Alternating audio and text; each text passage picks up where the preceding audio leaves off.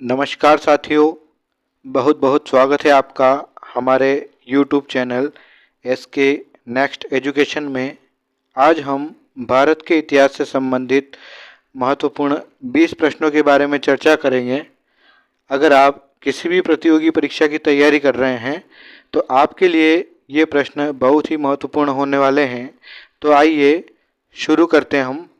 पहला प्रश्न है, उत्तरोत्तर हड़प्पा संस्कृति के अवशेष कहाँ से मिले हैं?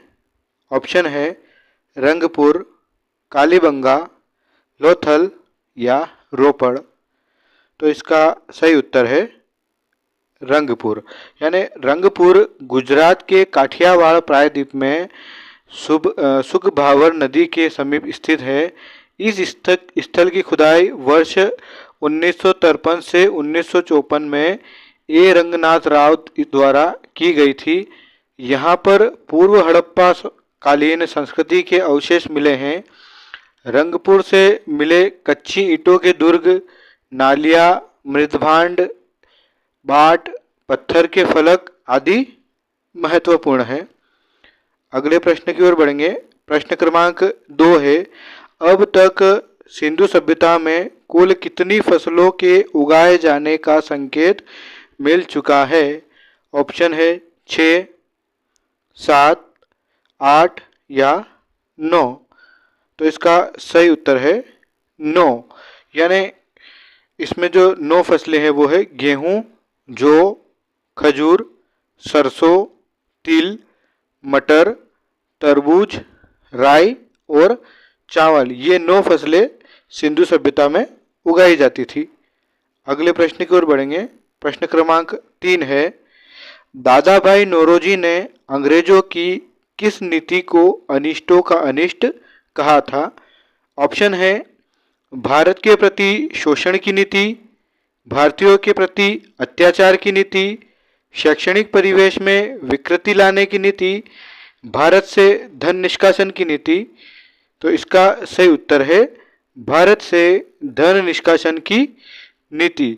भारत में ब्रिटिश शासन के समय भारतीय उत्पाद का वह हिस्सा जो जनता के उपभोग के लिए उपलब्ध नहीं था तथा राजनीतिक कारणों से जिनका प्रवाह इंग्लैंड की ओर हो रहा था, जिसके बदले में भारत को कुछ नहीं प्राप्त होता था, उसे आर्थिक निकास या धन निष्कासन की संज्ञा दी गई। दादा भाई नौरोजी ने धन निष्कासन को एविल ऑफ एविल्स यानी अनिष्टों का अनिष्ट कहा था। अगले प्रश्न की ओर बढ़ेंगे। प्रश्न क्रमांक 4 है, टीपू सुल्तान ने किस क्लब की सदस्यता प्राप्त कर श्रीरंगपट्टनम में स्वतंत्रता का वृक्ष रोपा था? ऑप्शन है freedom fighters club, Lions club, east India club या जैकोबिन क्लब। तो इसका सही उत्तर है जैकोबिन क्लब। टीपू सुल्तान लोकतंत्र के एक महान प्रेमी और महान राजनयिक थे, जिन्होंने वर्ष 1797 में जैकोबिन क्लब की स्थापना में श्रीरंगपट्टनम में फ्रांसीसी सैनिकों को समर्थन दिया था। टीपू सुल्तान स्वयं जैकोबिन क्लब के सदस्य बने और स्वयं को सिटीजन टीपू कहलाने की अनुमति दी। उन्होंने श्रीरंगपट्टनम में ट्री ऑफ लिबर्टी का रोपण किया। अगले प्रश्न की ओर बढ़ेंगे। प्रश्न क्रमांक 5 है, थानेश्वर में वर्धन वंश की स्थापना किसने की? ऑप्शन है राज्यवर्धन, पुष्यभूतिवर्धन, नरवर्धन या आदित्यवर्धन। तो इसका सही उत्तर है पुष्यभूतिवर्धन। वर्धन वंश को पुष्यभूति वंश भी कहा जाता है। गुप्तों के बाद उत्तर भारत में सबसे विस्तृत साम्राज्य की स्थापना पुष्यभूतिवर्धन ने की। इस वंश का उदय हरियाणा के थानेश्वर में हुआ था। बाणभट्ट के अनुसार इस वंश का संस्थापक पुष्यभूति शैव मत का अनुयायी था। अगले प्रश्न की ओर बढ़ेंगे। प्रश्न क्रमांक 6 है, वैदिक काल में यव किसे कहा जाता था? ऑप्शन है चावल को, गेहूं को, जौ को या इनमें से कोई नहीं। तो इसका सही उत्तर है जौ को, यानी जौ को यव कहा जाता था। अगले प्रश्न की ओर बढ़ेंगे। प्रश्न क्रमांक 7 है, महात्मा गांधी द्वारा असहयोग आंदोलन स्थगित कर देने का मुख्य कारण क्या था? ऑप्शन है ब्रिटिश अंग्रेज शासन की कठोर नीति, आंदोलन का हिंसात्मक हो जाना, बहुत कम नेताओं द्वारा गांधी जी को समर्थन दिया जाना, या क्रांतिकारियों का बड़ी संख्या में पकड़ा जाना। तो इसका सही उत्तर है आंदोलन का हिंसात्मक हो जाना। महात्मा गांधी ने अहिंसा के दर्शन के सहारे असहयोग आंदोलन आरंभ किया था, लेकिन चोरी चोरा घटना के कारण व्यापक हिंसा सामने आई। इससे रुष्ट होकर गांधी जी ने 12 फरवरी 1922 को बारदोली में कांग्रेस कार्य समिति की बैठक में असहयोग आंदोलन को वापस लेने की घोषणा की और इसके साथ ही असहयोग आंदोलन समाप्त हो गया। अगले प्रश्न की ओर बढ़ेंगे।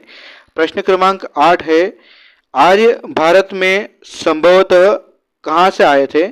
ऑप्शन है यूरोप से, अन्य क्षेत्रों से, पूर्वी एशिया से, या मध्य एशिया से।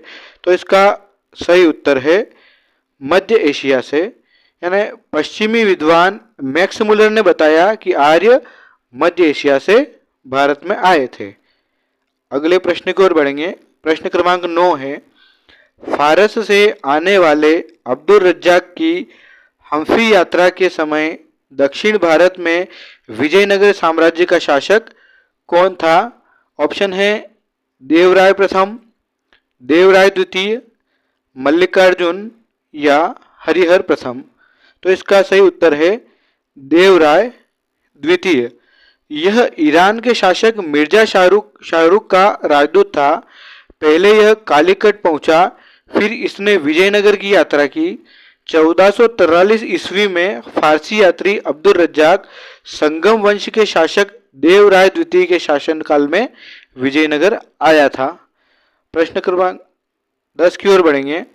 भारत में प्रथम परमाणु परीक्षण कब किया गया था?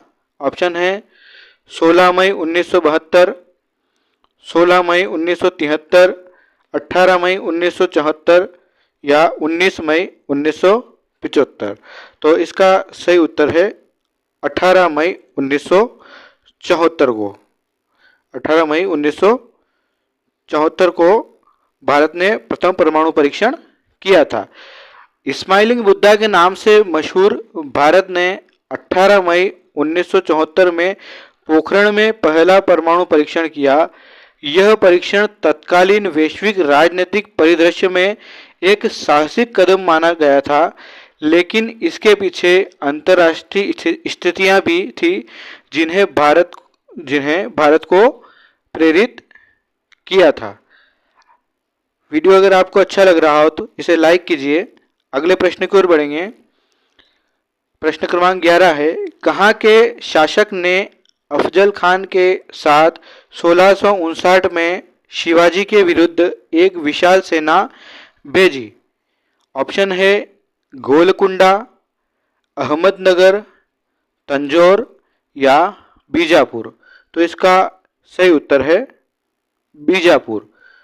1659 में बीजापुर सल्तनत ने अफजल खां को छत्रपति शिवाजी महाराज से सामना करने के लिए भेजा, जो एक पूर्व जागीरदार थे जो स्वतंत्र रूप से काम करने लगे थे। वह शिवाजी महाराज के साथ एक संघर्ष विराम की बैठक में मारा गया था और उसकी सेना प्रतापगढ़ की लड़ाई में हार गई थी। अगले प्रश्न की ओर बढ़ेंगे। प्रश्न क्रमांक 12 है, नमक सत्याग्रह एवं दांडी यात्रा पर सरकार की तात्कालिक प्रतिक्रिया क्या थी?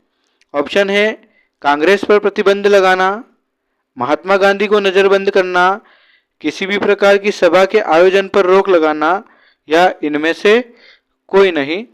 तो इसका सही उत्तर है कांग्रेस पर प्रतिबंध लगाना। नमक सत्याग्रह की शुरुआत 12 मार्च 1930 को साबरमती आश्रम से हुई थी। नमक कानून को तोड़ने पर 70,000 से ज्यादा लोगों की गिरफ्तारी हुई थी। 5 मार्च 1931 को गांधी और इरविन के बीच समझौते के बाद खत्म हुआ था ये आंदोलन। अगले प्रश्न की ओर बढ़ेंगे।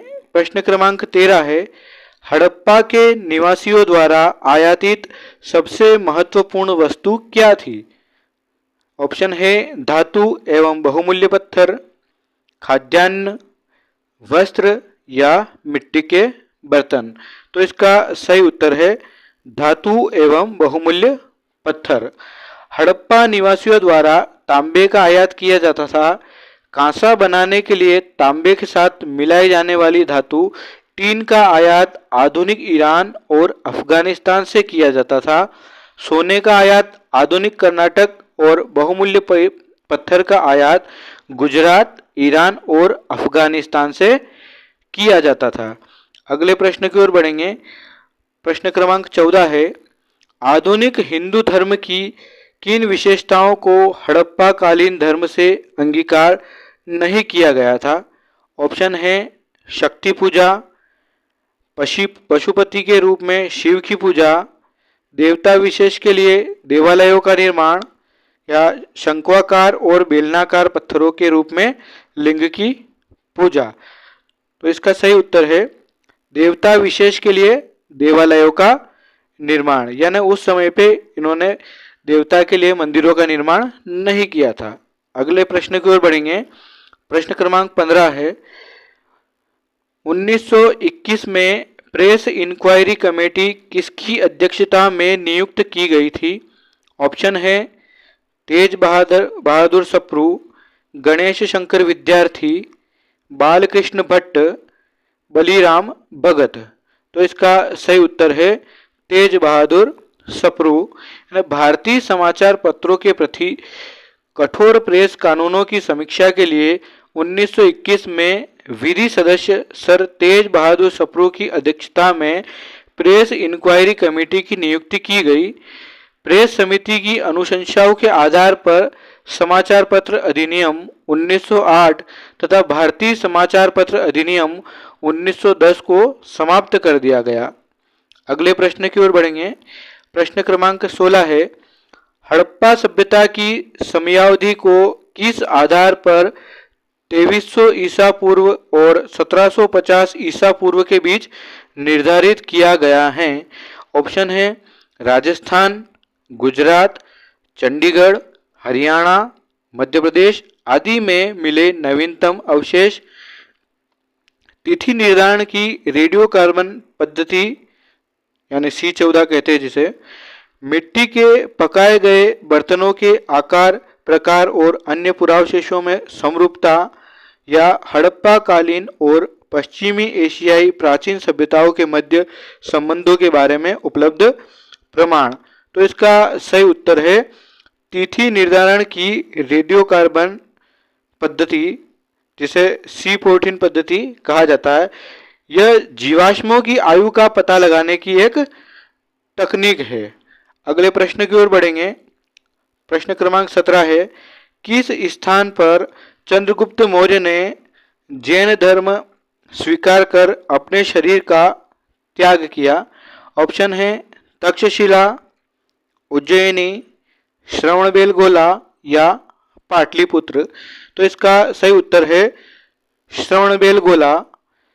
कर्नाटक स्थित श्रवणबेलगोला में उन्होंने अन्न जल त्याग कर संलेखना विधि के द्वारा अपने प्राण त्याग दिए थे। अगले प्रश्न की ओर बढ़ेंगे। प्रश्न क्रमांक 18 है, सिंधु सभ्यता में घोड़े के अवशेष कहाँ से प्राप्त हुए हैं? ऑप्शन है मोहनजोदड़ो, रंगपुर, सुरकोटड़ा या लोथल। तो इसका सही उत्तर है सुरकोटड़ा। सुरकोटड़ा गुजरात के कच्छ जिले में स्थित हैं। इस स्थल से सिंधु घाटी की सभ्यता के प्रमाण मिले हैं। यहाँ घोड़े की अस्थियां एवं एक अनोखी कब्रगाह मिली हैं। अगले प्रश्न की ओर बढ़ेंगे। प्रश्न क्रमांक 19 है, किस गुप्तकालीन शासक के समय में हुणों ने भारत पर आक्रमण किया? ऑप्शन है समुद्रगुप्त, महेंद्रगुप्त, चंद्रगुप्त प्रथम या स्कंदगुप्त। इसका सही उत्तर है स्कंदगुप्त। स्कंदगुप्त के शासनकाल की सबसे महत्वपूर्ण घटना थी इसके समय में हुणों का आक्रमण हुआ था। हालांकि स्कंदगुप्त इसे रोकने में सफल रहा था। अंतिम प्रश्न की ओर बढ़ेंगे। प्रश्न क्रमांक 20 है, परमार वंश के किस शासक ने कविराज की उपाधि ग्रहण की थी? ऑप्शन है यशोवर्मन, भोज, नरवर्मन या जयवर्मन। तो इसका सही उत्तर है भोज। यानी राजा भोज अपनी विद्वता के कारण कविराज उपाधि से प्रख्यात था। अबुल फजल की आईने अकबरी के अनुसार भोज की राजसभा में 500 विद्वान रहते थे। अगर आपको वीडियो पसंद आया हो तो इसे लाइक कीजिए, शेयर कीजिए और हमारे चैनल को सब्सक्राइब कीजिए ताकि आने वाले वीडियो की नोटिफिकेशन आपको प्राप्त हो सके। तो कल मिलते हैं नए 20 प्रश्नों के साथ। Thank you.